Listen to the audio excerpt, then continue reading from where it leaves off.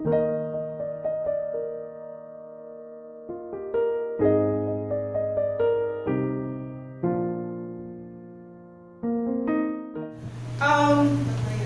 hirap kasi, ang hirap na when yung nasanay ka, yung napagdaanan ka, na meron ka na pangakuan, na dumaan ka sa isang lifetime na mayroong mga pangako na laging napapako. Na parang tinatanong mo tuloy na ito bang mga pinag-aaralan natin, does this still relate to our life? Does this still relate sa ating pong panahon ngayon? So, tignan po natin, isa-isip natin yung question na yan, and tignan natin kung anong meron dito sa ating pong passage po for today. Ang letter po nito is Lamed. So, lahat ng, again, as we have learned for the previous 11 chapters, yung bawat linya ng stanza na ito starts with the letter Lamed. Siyempre hindi natin nakikita because translated na into English, pero in Hebrew, every character begins with Lamed. Kung mapapansin po ninyo, Lamed, ang pinakamalaki na letter among the 22 characters po in the Hebrew alphabet. So, parang siya yung classmate mo sa grade 6 na siya yung pinakamatangkad. Siya yung gumana yung sherifer sa kanya. Tapos ito yung classmate mo na napag-iwanan. Kailangan yung yod, di ba? Yung pinakamaliit na character, siya yung classmate mo na kailangan ng feeding program ng school. In pictograph form, yung Lamed looks like yung staff, yung baston ng shepherd, di ba? Yung nakikita natin na si Jesus, the good shepherd, meron siyang hawak na baston na pag ganyan, meron siyang hook. Kaya siya ganyan kalaki kasi Lamed is the combination of Vav, the letters Vav and Kaf. Diba? Last week, pinag-aralan natin yung Kaf. So, para siyang nakasahog na kamay. Tapos yung Vav is yung parang extended na yod. So, dahil siya yung pinakamatangkad, siya yung nasa gitna na letter, is considered as the heart of the Hebrew alphabet. Yung tinatawag na gematria, yung numeric value, ang equivalent ng Lamed is 30. Again, huwag nyo nililista yung mga number na pinag-aaralan natin this week, ha? So, dalawang linggo na kayong tumataya sa loto. Sa 30, labas. So, hindi po yan pinagpalang numero. Okay? So, 30 is the same value as the name Judah. Judah is one of the 12 na mga anak ni Israel, ni Jacob. And mula sa linya ni Judah nang gagaling ang mga kings. Dito rin po, because Lamed is said to represent learning, bilang siya yung pinakapuso ng alphabet, Lamed is said to be learning things to heart. Okay? Isinasa puso ang mga pag-aaral. One other interesting thing po dito na yung pag po yung isinulat yung pangalan na Israel sa kanilang characters po, yung Hebrew characters, it starts with the letter Yod. Israel kasi siya. So, ito yung Yod, yung pinakamaliit, and then it ends, di ba, mula kanan, papunta kaliwa ang basa, and then it ends with Lamed, yung pinakamalaki. So, ang ibig sabihin daw po niyan ay symbolic siya ng pangako ng Diyos ng Israel. Nagsimula siya sa maliit, mag-ending siya sa malaki. Okay? So, isa-alang-alang po natin yan, isa-isip po natin yan. Punta po tayo sa ating po question of the day. Diba? Na, sinabi ko kanina, may relevance pa ba? May relation pa ba yung mga pangako ng Diyos? Remember that the Bible, ito pong manuscript po na pinag-aaralan po natin, this has been around for at least 4,000 years, mga ganon. So, kung iisipin natin, yung ating yung dateline natin, 2025, diba? So, we are at least 2,000 years removed mula sa time ni Jesus. So, mula sa time ni Jesus, simula nang ito po ay sinulat, maybe at least 500 to 2,000 years na. So 4,000 years old yung ating pong pinag-aaralan. So ito ba na isinulat noon, ng time na yon, applicable pa rin ba sa time po natin? Mapangahawakan ba natin ito? Na ito, katatapos lang ng eleksyon. Katatapos lang ng eleksyon. Yung mga nangako na, ganito ang gagawin natin, syempre hindi naman natin nire-expect na kapag nangako sila, mag-i-implement sila kaagad ng mga bagay-bagay. Pero, yung in the small things, di ba, yung hahanapin natin in the small things, nakita na ba natin na itong mga nangakong ito, tinanggal na ba nila yung mga pagmumukha nila dun sa mga bakod? Di ba? Sa mga lugar na hindi naman dapat nakalagay. Maayos na ba yung tubig na lumalabas sa inyong gripo? Hindi ko na babanggitin kung anong food distributor yun. Pero, yung nangako, naayusin nila ang buhay ng mga Pilipino, naayos na ba yung delivery ng tubig dun sa lahat ng mga subscriber ng kumpanya nila? Diba? So, in one way or another, meron po tayong sunog.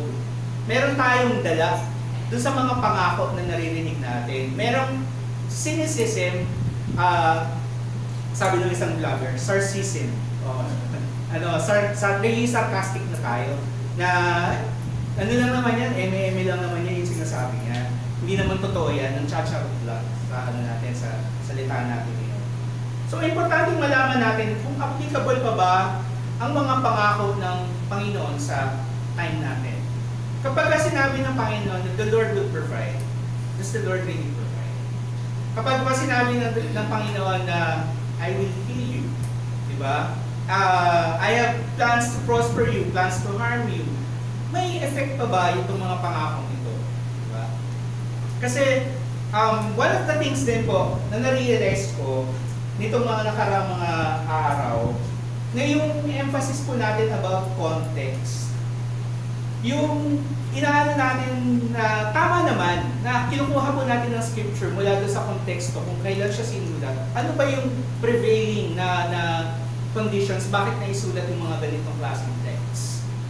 Pero maaaring dumadating po tayo doon sa point na nagiging disconnected tayo mula sa salita ng Panginoon. Na ay hindi naman pala applicable sa akin, baka applicable lang sa kanila. So, applicable pa ba na panghawakan natin ang mga pangako ng Panginoon? So, tingnan po natin yung mga katotohanan mula sa Psalm 119. Una po, ang mga pangako po ng Diyos ay itinalaga niya for eternity. Sabi po dyan sa verse 89, "Forever, O Lord, your word is firmly fixed in the heavens." In the first, hindi naman yung first century, pero nung time, in prehistoric times, simula pa nung nagkaroon po ng awareness ang mga tao about the sky and about creation, actually makikita nyo din po dito sa Bible na kapag tinutukoy po ang kalangitan, it talks about permanence. It talks about, parang nandyan na sila for a long time. Yung word na ginamit po dito sa, translated to us as forever, is Yolam. Yolam. Sabihin nga natin, Yolam. Anong Yolam po mamaya? Yolam means forever, which is derived from Olam. Olam. Ano yung Olam mo? Olam from the Hebrew word Olam, which means eternity, everlasting, perpetual, ancient. So, ang kinokonot po dito ng salita po ito is that the word of the Lord has been there for a very long time. Ang nais po na iparating po sa atin dito yung idea ng permanence. Di ba meron po tayong kasabihan na itaga mo sa bato. Inano pa nga ng isang kandidato, di ba? Itaga mo sa bato. Talaga ba? Kasi ang idea po doon is kapag nakaukit ang something sa bato, hindi na siya pwedeng baguhin. Hindi na pwedeng i-undo, hindi na pwedeng i-control alt delete, hindi na siya pwedeng eraseran, hindi siya pwedeng lagyan ng snow peak. Kung naabutan niyo yung snow peak na yun, di ba? Ibig sabihin, permanence, hindi siya matitinag at mawawala. And permanence is related to the idea of the sky, of the heavens. Yung word po na ginamit po dito is shamayim. In the Bible, when God puts up something in the sky, it is meant to be seen by everyone. Gusto niya na makita ito ng lahat. Di ba nga yung mga nagpo-propose na nagre-renta sila ng aeroplano, nagre-renta sila ng mga drone, tapos nakalagay na, will you marry me? O, yan. Gusto kasi nila i-flex na meron silang pera para mag-renta ng gano'n. Pero yung mga nagre-renta ng billboard, gusto kasi nila na makita ng lahat. God is using the sky as a massive billboard. Okay? Para i-announce yung kanyang mga nais ay parating sa atin. At dito, sa Genesis 9:13, sinabi niya, I have placed my rainbow in the clouds. It is the sign of my covenant with you and with all the earth. Bago po na-hijack ang rainbow as a symbol of the movement that we know right now, diba? The Pride movement. Actually, the rainbow is such a beautiful symbol of God's mercy. Na, ang sabi nila, di ba kaya siya rainbow, yung pana, okay? Tapos kaya siya pa ganyan, pansinin po niyo, di ba yung pana, kung pagka hinihila ninyo, doon siya nakatutok kung saan siya titingin. Yung, kung sino yung gusto patamaan. Yung tuktok na rainbow, hulaan niyo kung kanino nakatutok. Diba? Sa Diyos. Diba? God is giving us a peace covenant na hindi ko sisirain ng mundo sa pamamagitan ng isang flood. And then yung threat yung tutok nung covenant na yun, nakatutok sa Kanya, hindi nakatutok sa atin. To give us the impression that God is offering peace. Pero anong ginawa natin mga tao, di ba? We have taken it as a symbol of our pride and our rebellion against God. God, kulang yung kulang yung wisdom mo. Hindi lang dalawa ang tao, di ba? Kahit sino pwedeng maging kung ano man, di ba? Pero, going back to the idea, yung promises po ng Panginoon, nilalagay niya sa kalangitan para po ipakita po sa atin that these things are permanent. Katulad ng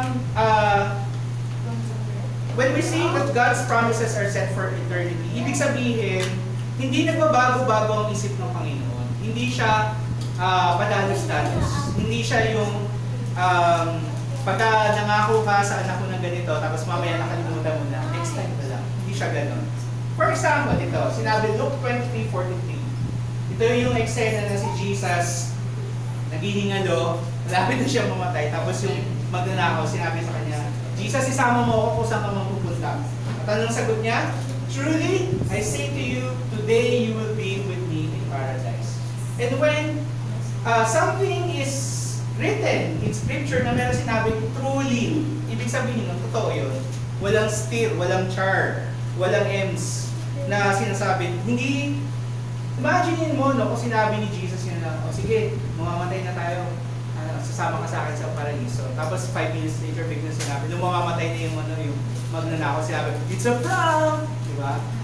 Buti na hindi ganun ang Panginoon natin. Diba? Hindi niya tayo bibitinin, hindi niya tayo iiwan sa ere.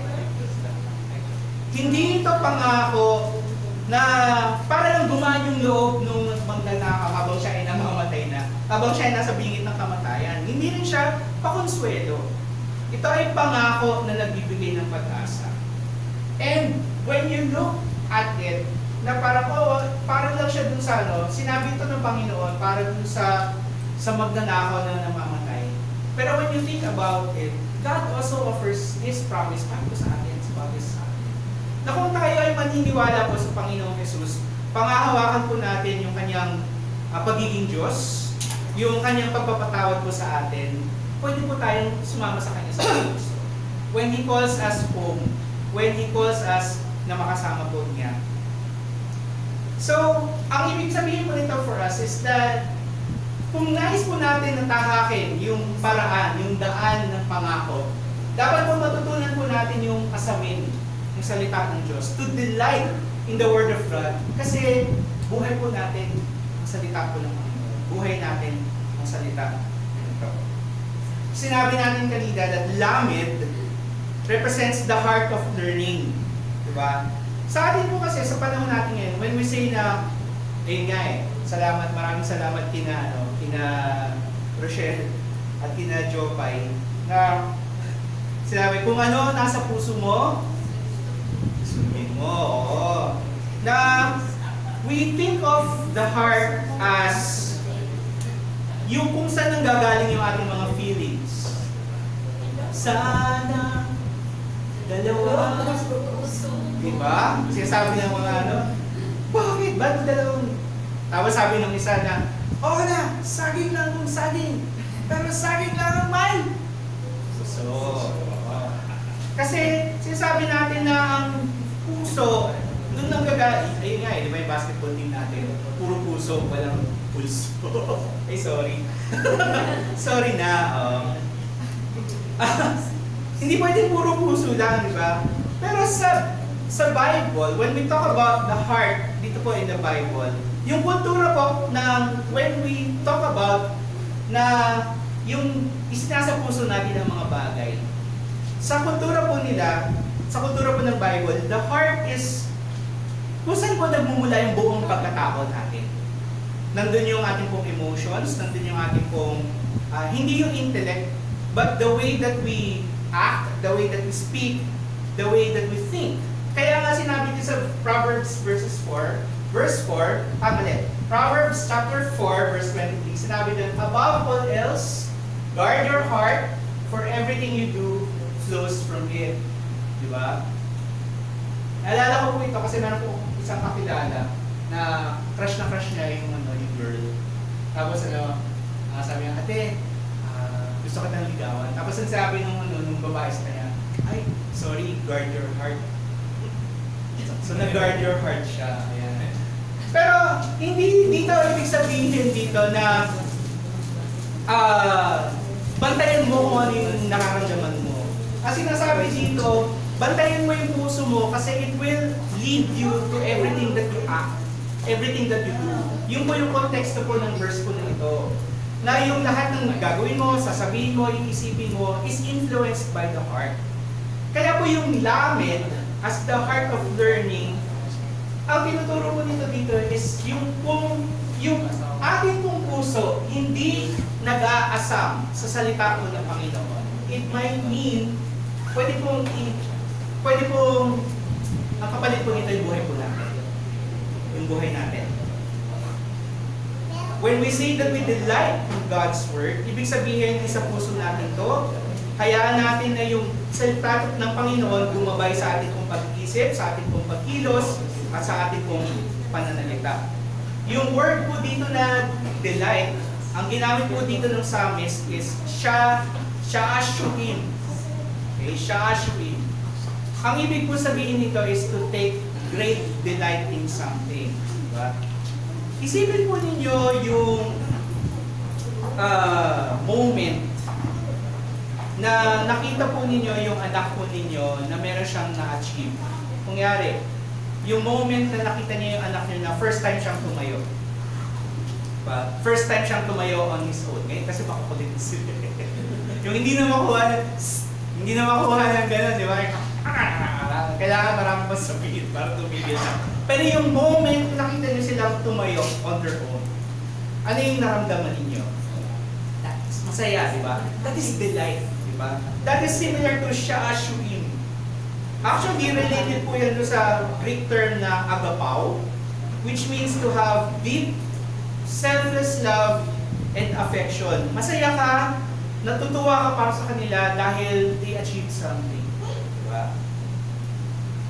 And recently, nung Bible study po nung Friday, marami pong mga moments na ganito, sha'ashuim moments, na habang inaaral yung tungkol po din yung kwento ng paralitiko at yung apat na kaibigan.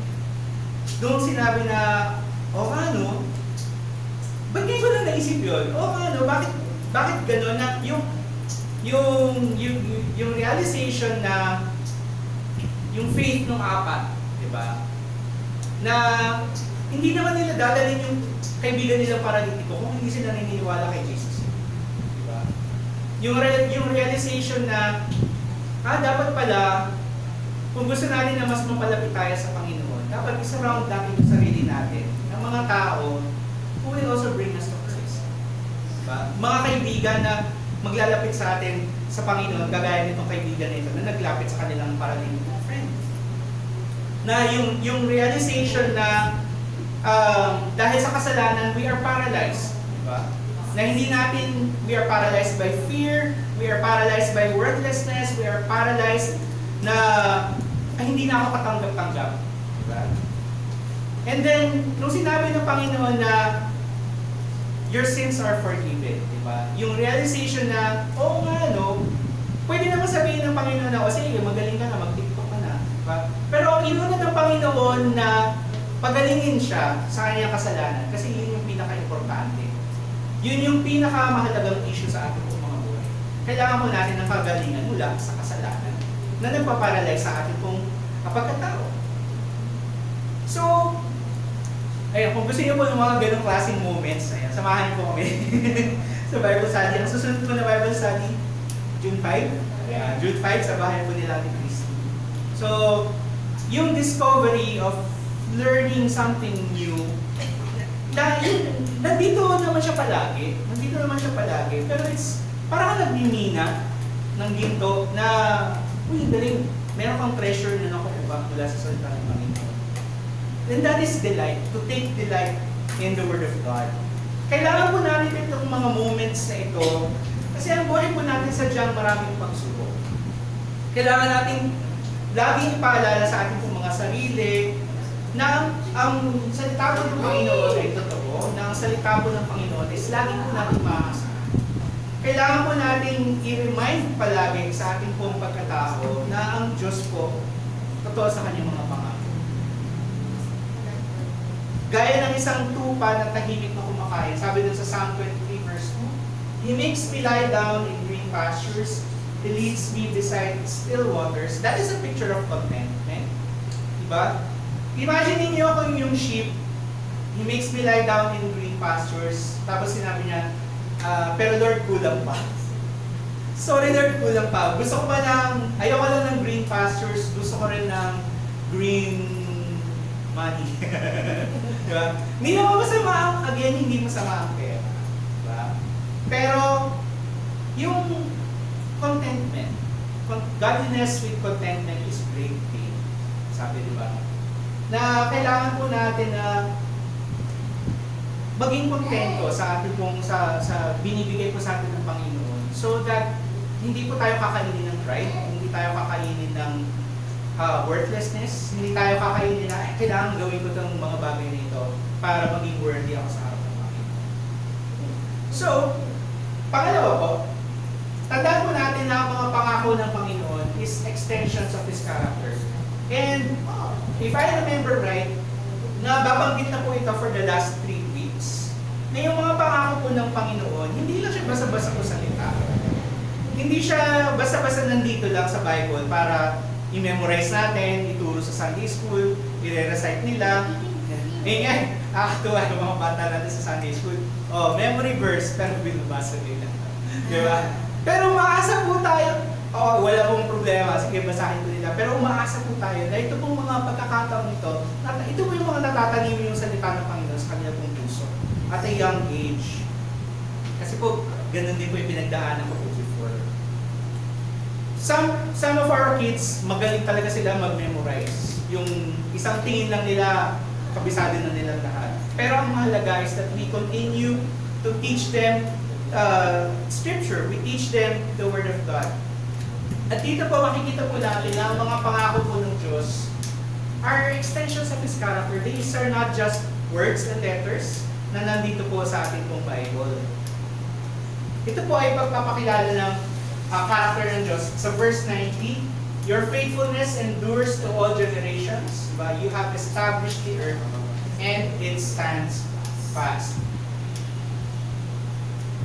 Pinapakita po ng verse po na ito sa atin na yung pangako po or yung katapatan po ng Panginoon, hindi lang siya nandito sa salita, kundi it has been experienced by countless generations. Ito po yung isa sa mga kwento po na nabasa ko, binalikan ko po nitong nakaraang linggo. Sa Ruth, basahin niyo po, 4 chapters po yan, Ruth. Napakagandang kwento. Sinabi dun sa chapter 1, verse 20. Ito po yung eksena, kung naalala po ninyo, si Naomi. So si Naomi, meron siyang asawa, si Elimelech, at nakatira po sila sa Bethlehem, kung saan pinanganak si Jesus. Now, nagkaroon ng isang matinding tagtuyot ng famine, taggutom. So, naisip nila na kailangan nilang umalis para sila ay mabuhay. On the surface, wala namang masama po doon. Kailangan po nating magtrabaho, kailangan nating gumawa ng mga bagay para tayo ay ma-survive. However, meron pong mga underlying na issues, yung paglipat ni na Elimelech tsaka ni Naomi, kasama yung kanilang mga anak, si Malon tsaka si Kilion, na sila ay umalis mula dun sa lupa na ipinangako sa kanila ng Diyos. Yung lupa na binigay sa kanila ng Diyos is not just a piece of property, but it was symbolic of the promise of the Lord na sinabi ng Panginoon, di ba, sa Exodus, na bibigay ko itong lupang ito sa inyo, ako yung magiging Diyos nyo, kayo yung magiging bayan ko. So it was a promise of a covenant relationship with God. So itong mag-asawang ito, medyo parang tinalikuran nila nung sinabi nila na, sige, bebenta namin, tapos umalis sila. Pero yun nga, kailangan lang nilang mabuhay. So hindi din naman natin sila masisi. So nung nagpunta po sila sa Moab, ayun, long story short, namatay si Elimelech, diba? Nawala yung kanilang lupain. Namatay yung dalawang anak, si Malon at si Kilion. So tatlo silang byuda.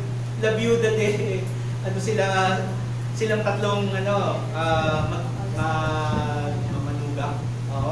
So si Naomi, si Ruth, tsaka yung isa pa.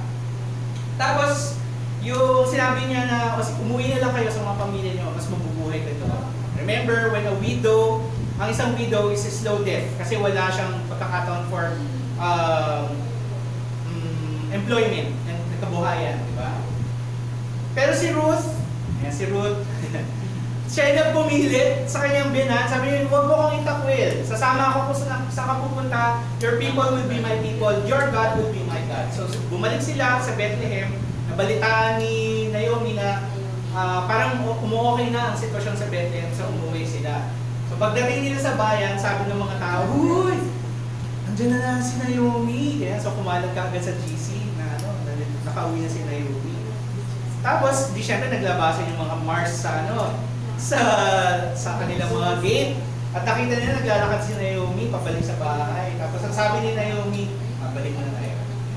Sabi ni Naomi, do not call me Naomi. Naomi means pleasant. It means joy. So pagka meron kayong mga anak, papangalanan niyo siyang Naomi. Pwede niya nickname Joy. Naomi. Pwede siyang Joy. Galing nga. Galing mo doon. So, sige, no taper. Naomi means pleasant, joy. Tapos sabi niya, huwag niyo akong tawagin Naomi, tawagin niyo akong Mara. So kung naabutan niyo si Mara at Clara. Kaya pala malungkot siya. Oo, kaya lagi siyang malungkot. Mara kasi means bitter. Mapait. Bakit siya, For the Almighty has dealt very bitterly with me. Sometimes, and one of the problems of our time, kasi na-condition na po tayo na si God laging galit. Diba? Huwag kang makulit. Lagot ka kay God. Diba? Na we have portrayed God as a killjoy. Diba? Na bawal ganito, bawal ganyan. Kaya naapektuhan din yung ating pong way to relate with God, yung ating pong pagsunod, yung the way that we practice our Christian life. Takot tayo na, ako baka mangyari sa akin itong kamalasang ito dahil paparusahan ako. We have been conditioned to think of God that way, that He is always angry and that He delights in giving judgment and seeing us suffer. And dito po, sa response na ito ni Naomi, na parang pinalimutan na ako ng Diyos. Yung mga pangako niya sa akin, hindi na siya totoo kasi galit siya sa akin. Galit siya sa akin. But, ang maganda po dito, buti lang nakita po natin yung buong storya, di ba? By the end of chapter 4, si Ruth, ayan, nakatuloy niya si Boaz. Si Boaz ay tinubos yung lupain lupain ni Elimelech. And then si Boaz, dahil siya yung nag-purchase ng estate ni Elimelech, ay naging asawa niya po si Ruth. And sa awa po ng Diyos, binigyan po sila ng anak na lalaki. Tapos, syempre, si Naomi, balik na siya sa pagiging Naomi kasi happy na ulit siya, hindi siya Mara, diba? Tapos, ayun, siya yung masayahing lola. Sinabi dito, and the women of the neighborhood gave him a name, saying, a son has been born to Naomi. Pangalan niya po ay Obed. Okay? Si Obed, siya po ang naging tatay ni Jesse. Si Jesse ay naging tatay ni David. David, one of the greatest kings of Israel. Diba? Na siya yung prototype ng hari na hanggang ngayon, hinihintay ng mga Hebreo na dumating. Pero we know that Jesus comes from the line of David. So yung pangako ng Panginoon, hindi lang po siya natupad sa time ni Naomi. Ang gusto lang naman ni Naomi, magkaroon sila ng buhay. Na magkaroon ng purpose sa kanilang buhay. Magkaroon ng purpose sa kanilang existence. Pero binigay ng Panginoon, tinupad sa kanya yung pangako ng Diyos and more. Binigay sa kanila yung kanilang lupain, binigyan siya ng napakabait na manugang, tapos binigyan pa siya ng apo. Ngayong apong yun din pala ang gagamitin ng Panginoon para maipanganak sa panahon natin, para sa atin pong kapanahunan si Jesus Christ. Remember yung gematria ng Lamed, diba? 30, Judah. So again, connected po siya. May connection po na ang Panginoon, when He talks about His promises, He sees the big picture. Tayo kasi madalas na tayo dun sa Lord, ganda lang yung sitwasyon ko ano nang gagawin ko? So, maganda po na sa panahon ito, yung tinatawag na yung times natin ng emptiness, na alalahanin po natin yung mga pangako ng Panginoon. They are extensions of His character. Ito po ay paalala po sa atin na ang karakter po ng ating po Panginoon, siya ay mabuti, siya ay tapat. Sa Kanya po natin matatagpuan yung delight, yung siya assuring na sinasabi natin. Hindi natin ito kailanman makukuha sa iba. So, ang ibig sabihin po dito for us is that the way of promise, kung nais po natin tahakin ang daan ng pangako ng Panginoon, magtiwala po tayo sa salita ng Diyos kasi ito po ang ating buong kaligtasan. Sinabi po sa verses 94-95, I am yours, save me, for I have sought your precepts, the wicked lie in wait to destroy me, but I consider your testimonies. Sabi natin kanina, yung Lamed, di ba? Para siyang baston ng isang pastol. Bakit ba siya parang pa-hook? Kasi yung mga sheep, for some reason, medyo kulang talaga ang mga sheep sa pag-iisip. Na madali silang maligaw, madali silang malagay sa pahamak, di ba? Hanapin nyo na lang yung reel, yung tupa na kinukuha doon sa hukay kasi for some reason, naisiksik niya yung sarili niya doon. Nung tinanggal siya doon, tumakbo siya, tapos tumalon siya, tapos nalaglag siya doon. Bumalik siya ulit doon sa hukay, di ba? And pinagtatawanan natin yun, pero most of the time, parang ganun din po tayo. Parang ganun din tayo. Na inalis tayo ng Panginoon sa ganitong sitwasyon, pero madalas bumabalik din po tayo. Kaya kailangan ng hook para hilahin ng Panginoon, hilahin ng shepherd yung tupa pabalik para pagpapunta na siya sa kapahamakan, oops, teka lang, balikan dito. Tapos straight yung kabilang dulo para, ulit mo ayaw mo. Para disiplinahin yung disiplinahin yung sheep. So dito po in verses 94 to 95, yung pagtitiwala nung pong psalmist sa Diyos, na siya ay ililigtas ng Diyos. Yung word po na ginamit ko dito, diba, save me, Yasha. Hindi lang ito yung kapag yung naglalaro, kasi save niyo ako, diba, yung nataya ka sa laro, diba? Save niyo naman ako, tapos wala tumataya sa iyo. Diba? Yasha means na yung image dito is yung parang hinila ka mula sa baha. O kaya yung, alam na, yung expression natin na yung kape, na sobrang tapang kaya kang ipaglaban. Diba?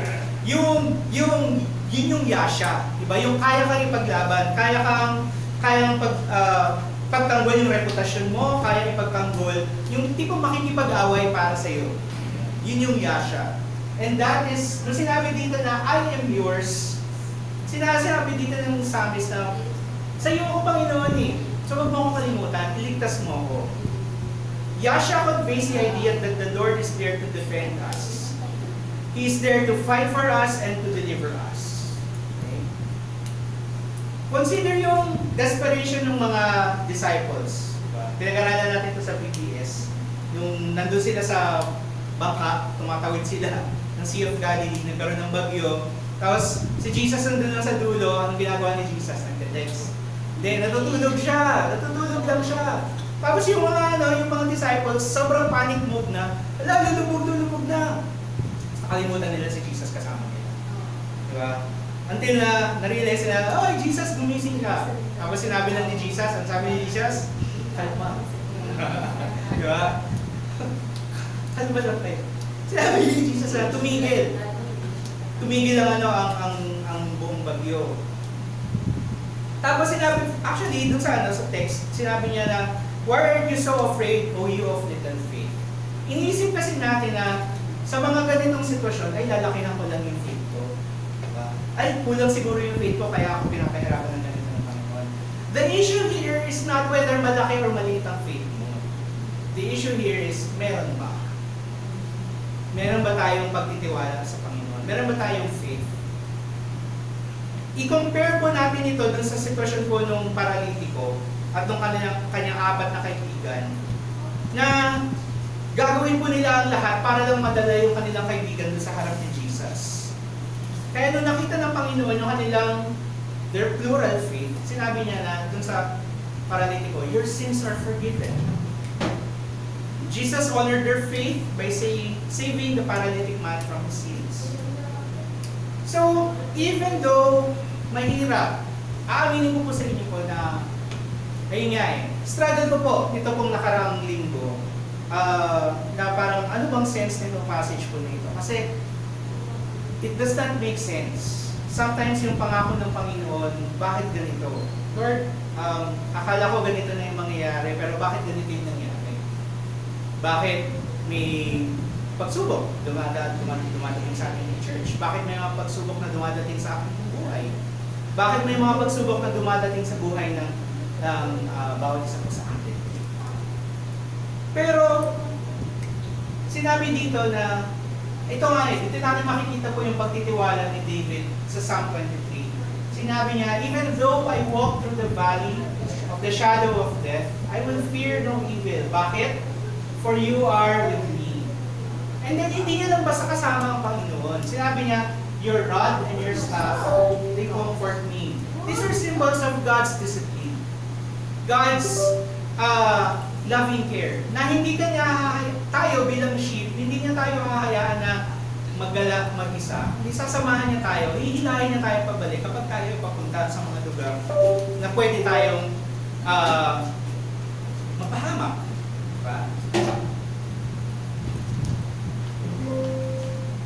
Gaya ni Ruth at Naomi, gaya ng paralitiko, gaya ng kanyang mga kaibigan, ang encouragement ko sa atin, magtiwala tayo sa Panginoon. Magtiwala tayo sa mga pangako niya. Umasa tayo sa kanyang pagliligtas. Kasi totoo po ang pangako niya. Hindi niya tayo pababayaan gaya ng isang shepherd sa kanyang sheep. Sometimes, some of the promises of God may not make sense now. But it will make sense later. It will make sense later. Sabi nga nila, yung pagtingin mo, hindsight is always 2020. Mas malinaw palagi pagka tinignan mo na sa likod, ay, galing, ganun pala kumilos ang Panginoon. Ganun pala kumilos ang Panginoon. At ang pamali po,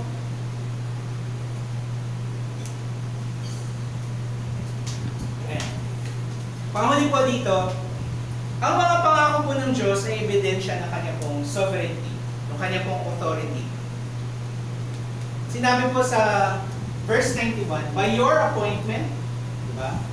Dahil sa utos, dahil sa pagtatalaga ng Diyos, they stand this day, yung pong kanyang mga salita, yung kanyang mga pangako. For all things are your servants. Now, just to be clear, kailangan ko na po itong linawin po para po sa atin. Hindi po actually in-encourage ng Bible ang slavery. Kasi may mga Kristiyano sa government na porket nakita nila sa Bible, o sige, babalik natin.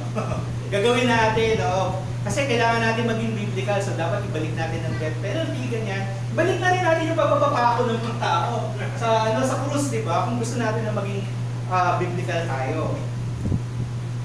The Bible does not actually encourage slavery. It was never God's plan na payagan ang mga tao na i-exploit ang ibang tao for personal gain and for personal pleasure.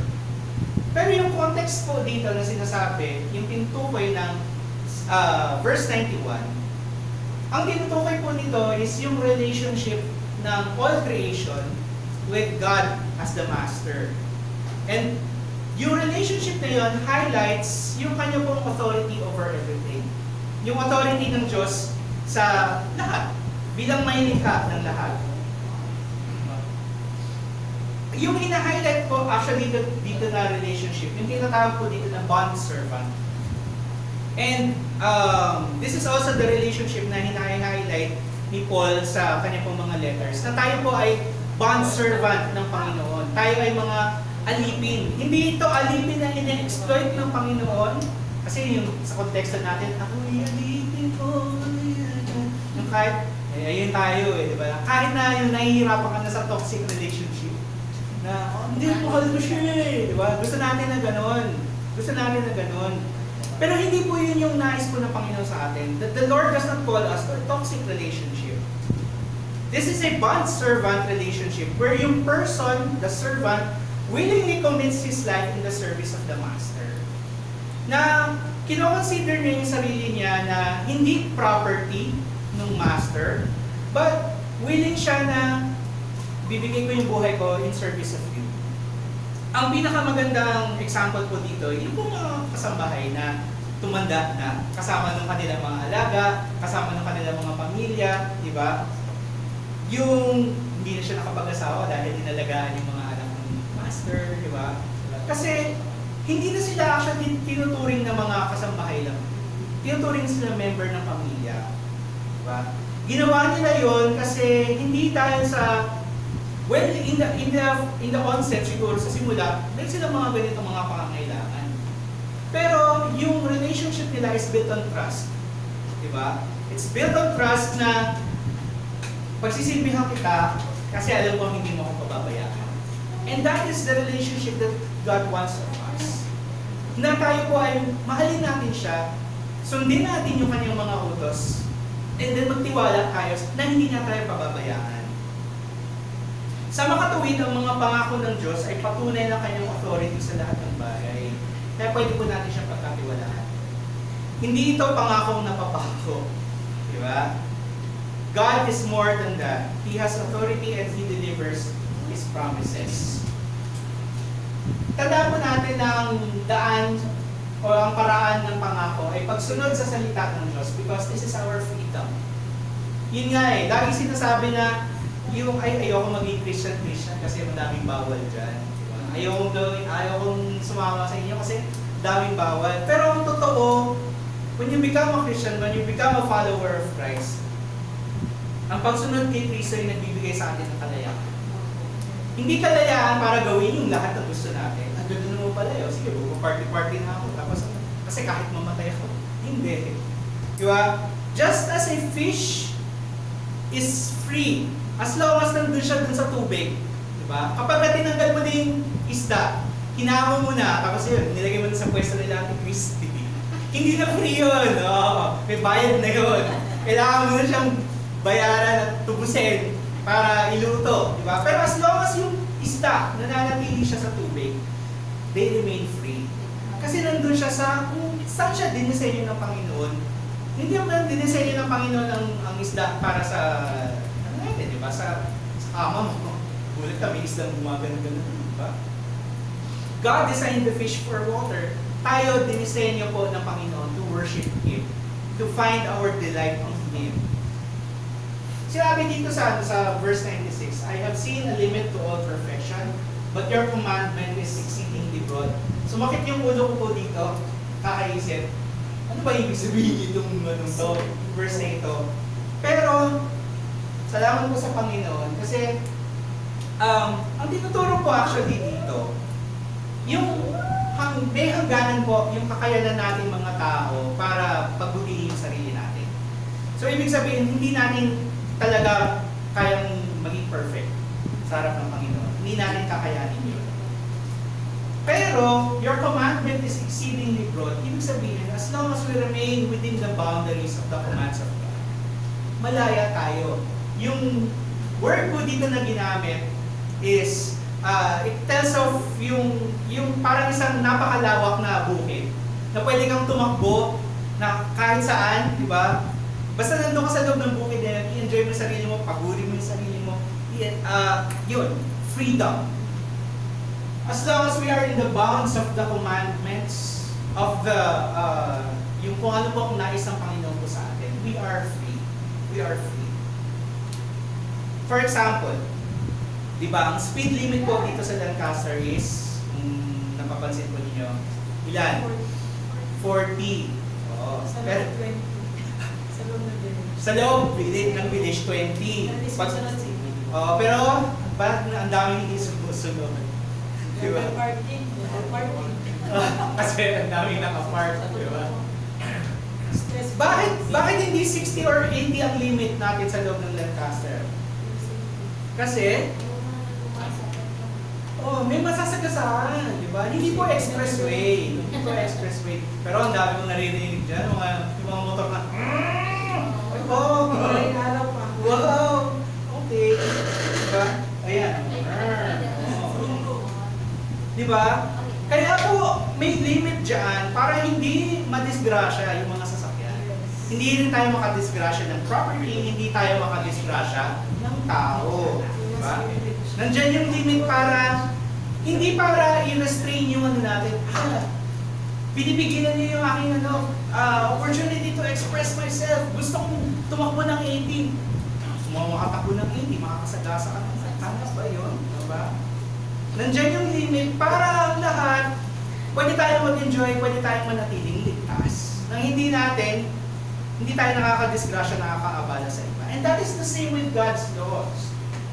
That is the same with God's promises. Ito ay para sa ating pong proteksyon, ito po ay para sa ating pong kalayaan. So, sinabi po dito sa Jeremiah 29, paborito natin ito, diba? Sapagkat batid kong lubos sa mga plano ko para sa inyo, mga planong hindi ninyo ikakasama, kundi para sa inyong ikabubuti. Nais po ng Panginoon sa atin is not for us na mapahamak. Ang nais po ng Panginoon sa atin is that we come home to Him, to find our satisfaction in Him. Sinabi din sa Romans 8:28, we know that for those who love God, all things work together for good. Diba? Gusto natin yun eh. Marami na nagsusot ng ganito mga t-shirt. Pero kung hindi ka naniniwala sa Panginoon, diba? Paano mo sasabihin na all things work together for good? Hindi ka naman naniniwala sa Panginoon. For those who are called according to His purpose. For those who love God. Sa lahat na nagmamahal sa Diyos, all things work together for our good. Knowing all of these things, dapat magbigay po sa atin ng freedom. Na gawin yung lahat ng bagay, hindi lang para sa ikasisiya po natin, but more importantly, yung mga bagay na nagpapakilala sa atin or magpapakilala sa Diyos sa mga tao sa paligid natin. Ito yung paraan para ma-experience po natin yung katotohanan ng mga pangako ng Diyos sa ating buong buhay. So, as we come back po dito sa yung Israel, it starts with Yod, the smallest letter, and ends with Lamed. Ang paalala po sa atin po dito, yung plano ng Panginoon, yung kanyang promises will always find its way. God will always make His way work. Sabi nga, I am inevitable. Pero hindi. Ang Panginoon po natin ay hindi po natin siya mapipigilan. It's like, tinry niyo na po ba uminom ng tubig mula sa fire hydrant? Malamang hindi. Di ba? Malulunod ka doon. Di ba? Ito yung paalala po sa atin, yung plano ng Diyos, simula sa plano ni Abraham, hanggang sa plano ng Diyos ngayon na still nangyayari sa pamamagitan ni Jesus Christ. Ang pangako ng Diyos, it always starts small. Di ba? Yung plano ng Diyos, it started with one person na hindi naman natin kakilala. Sino ba si Abraham? Di ba? It started with a family. It started with a matanda na hindi siya magkaroon ng anak. Di ba? It started with 12 disciples. And now, andito na po sa atin po ang good news. Nasa atin po ngayon ang gawain po ng Panginoon. Ang gawain po ng Diyos, it starts with you. May start in your family, maring ikaw lang yung Kristiyano sa family po ninyo. The work of the Lord starts with you. And kung naalala po ninyo, di ba, ng home garden natin, meron tayo yung mga seeds, yung butil ng mustasa, gatuldok lang. Pero kapag tumubo yung mustasa, ang laki, di ba? Nagiging gulay, kinakain natin, di ba? Parang ganun po actually ang faith. Yung hinihingi nga sa atin ng Panginoon, hindi nga malaking faith. It's a misconception na kailangan lakihan mo yung faith mo. Hindi, ang kailangan lang po natin is faith as small as a mustard seed. So going back dun sa ating pong mga tanong kanina, relevant pa ba, pagkakatiwalaan pa ba ang mga pangako ng Diyos? The answer is yes. Yes. Maaaring discouraged ka ngayon sa sitwasyon mo. Yung pinapanalangin mo, maaaring hindi pa binibigay ng Panginoon. And you never know kung ibibigay ba ng Panginoon sa lifetime na ito or hindi. Maaaring nahihirapan ka na magtiwala sa mga pangako ng Diyos. Pero our situation does not change the truth of God's promises. Sabi kanina doon sa kanta, di ba? He has made me glad. You have made me glad.